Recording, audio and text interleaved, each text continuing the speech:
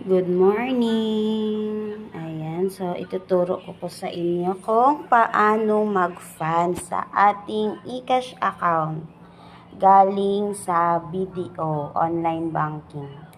So, once nag-fund na po tayo, dahil online banking po yung ginawa natin, punta po tayo sa email natin. Ayan.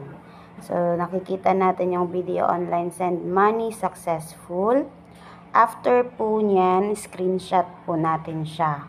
So, pag na-screenshot na po natin siya, punta tayo sa photos or sa gallery natin. Ayan. So, na-screenshot na siya. And, after siya may screenshot, i-edit lang natin. Lagyan natin ng pangalan. At yung reg code natin. Yung full name natin ang ilalagay natin dyan.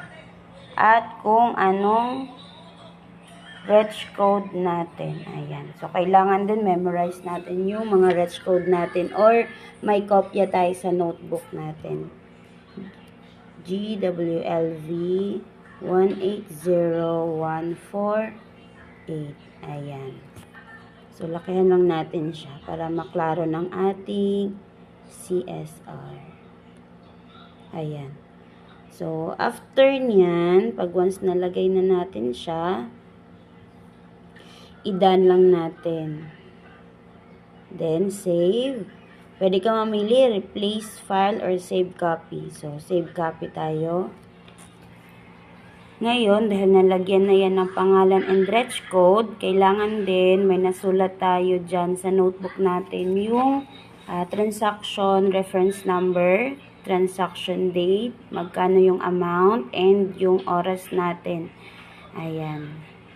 So, after nyan, punta na tayo sa ating eCash account. Ayan, naglo-load at nag-update talaga siya. So, syempre, log out lang muna ako para makita natin kung paano tayo mag-login. So, ito yung harap ng ating eCash account. So, magla-login lang po ako saglit. So, after nyan, sign in po tayo. So, yan po yung makikita natin sa ating eCash account. And, nakapangalan din talaga yan siya. So, Derliner Berte and yung reg code po natin. So, ngayon, magfa-fund na tayo. So, punta tayo dito sa ating cash in. Then, online banking. So, kung ginamit natin yung BDO, click natin yung BDO. Pero kung ginamit natin ang Security Bank, i-click din natin ang Security Bank. So, dahil BDO ang ginamit ko, i-click natin siya. So, nandyan na yung ating bank account ng company natin. So, click lang natin yung verify. Then, yung reference number. So, kailangan may nasulat tayo dyan.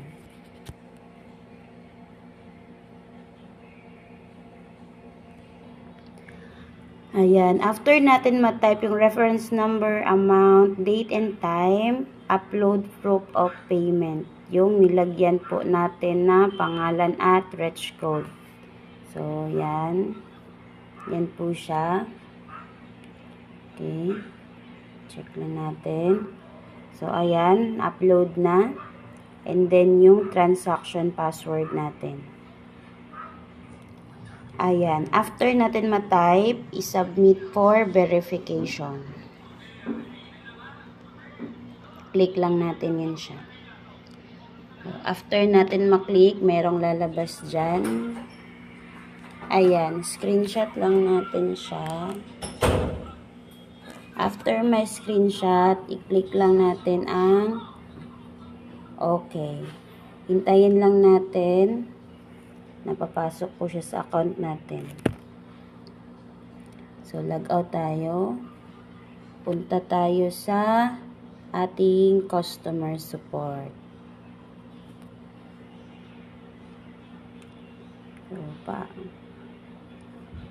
So, ngayon, ilagay natin yung ating pangalan, yung email natin,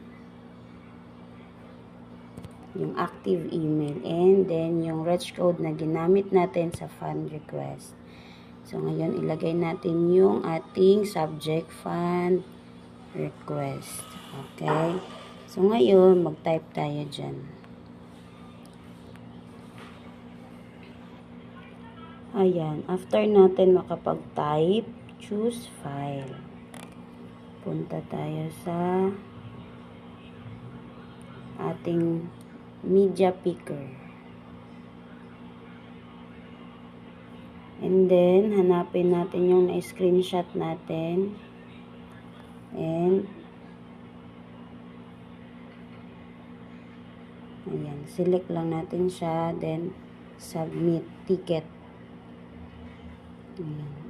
After niya ma-submit, yan na yung your ticket number. Screenshot mo siya. Ayan. So,